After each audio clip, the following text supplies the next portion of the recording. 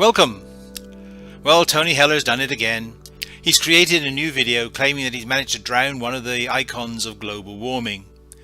Namely that some South Sea islands are going to disappear under the tide of rising sea levels.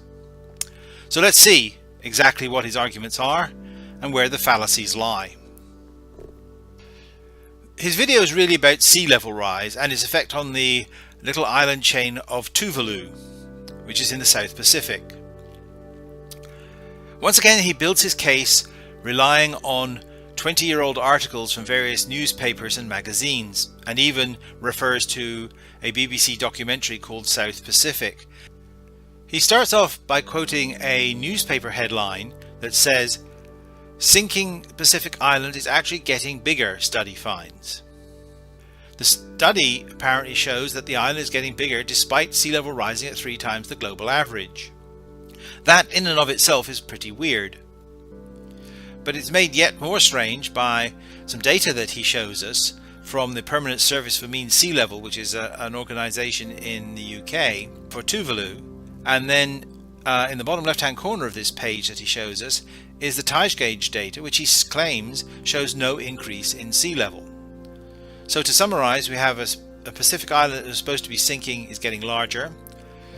The article claims that it's in an environment where the sea level is rising 3 times the global average, yet the data from the Permanent Service for Mean Sea Level shows that there's no increase in sea level.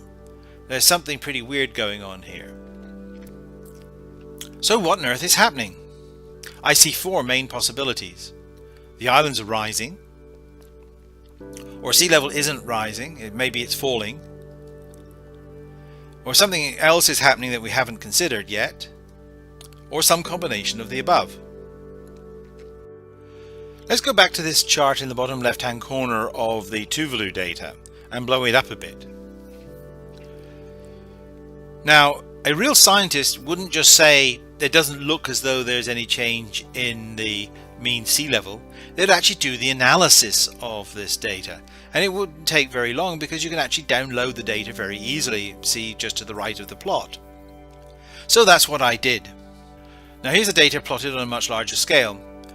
So I downloaded this data into Excel and replotted it on exactly the same scale, and then fitted a trend line to it. And here's those results. I've got the equation for the trend line in the top right hand corner here, and you can see that the slope of the trend line is plus 0.2977 millimeters per month, which translates to about 3.5 millimeters per year, or about twice the global average.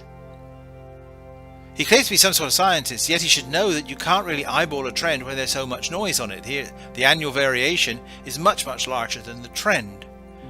So you have to use a mathematical technique to tease the trend out of the data. Similarly, there are 2 biases in here. There are 2 large El Niños involved in this, which piles the water up into the eastern Pacific and takes it away from Tuvalu. So consequently, you'll get very low sea levels for those periods when there's a large El Niño. And that bias also should be taken out of the data. Unfortunately, he is ignoring a problem with tide gauges, namely that they're attached to the land. So when the land is rising, tide gauges there will register a sea level that is abnormally low. And when it's sinking, they will register a sea level that's abnormally high. The classic example of this is the United Kingdom, where Scotland and Northern England are rising, while Southern England and Ireland are sinking. The only thing we can do is rely on satellite altimetry, which measures the height of the oceans with respect to the center of gravity of the Earth. And when you do that, you get a picture like this. Now this was obviously taken at a time of La Nina, when the trade winds have reversed and are pushing water across to the Western Pacific. So in this area here, where Tuvalu is, you're going to be getting abnormally high measurements of sea level. So what has he not told us? This is what he showed us. Remember this plot, and mainly focusing on the little plot down in the bottom left hand corner. What he didn't show us was the plot immediately below it, which is the same data but now annually averaged to take out most of that noise on the data. And as you can see from that, there's a clear upward trend. And if you don't believe me, we'll actually take the data as it is and show it on a bigger scale.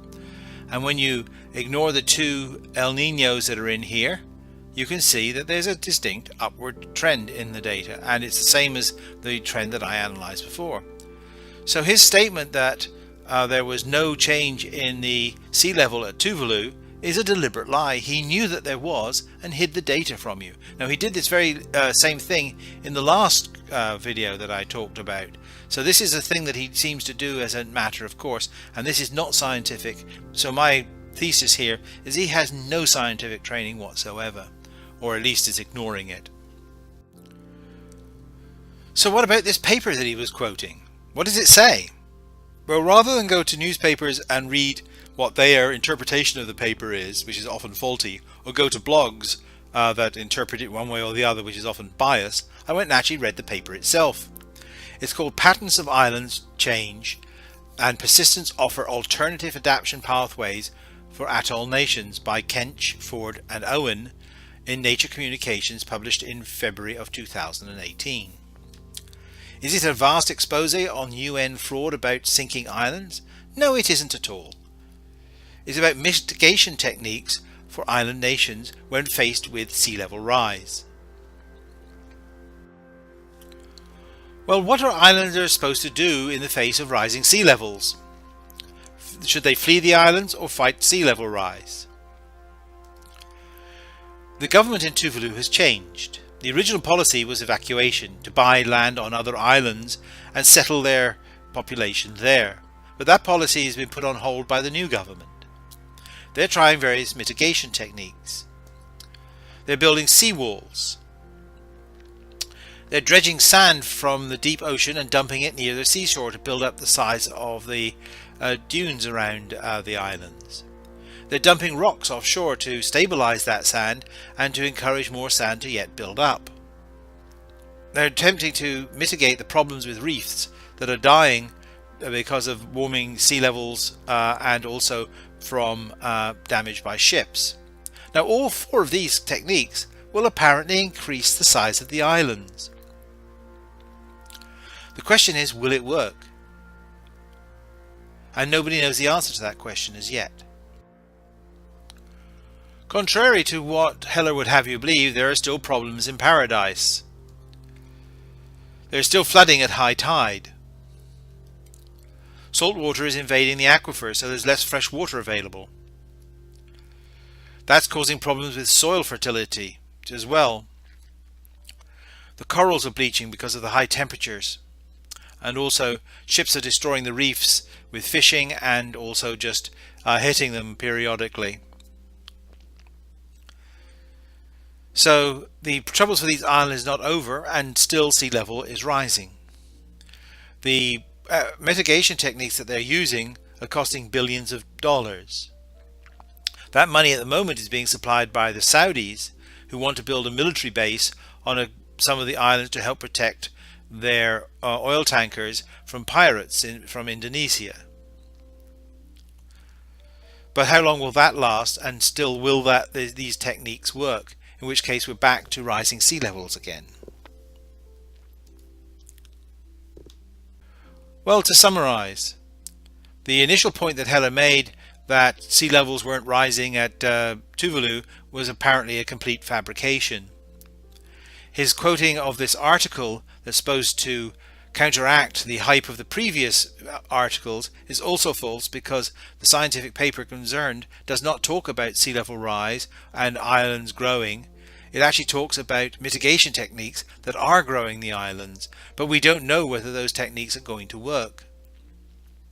So if you see somebody else talking about this subject, or Heller repeats himself, please post a link to this video and tell them they're full of nonsense. Until next time, goodbye.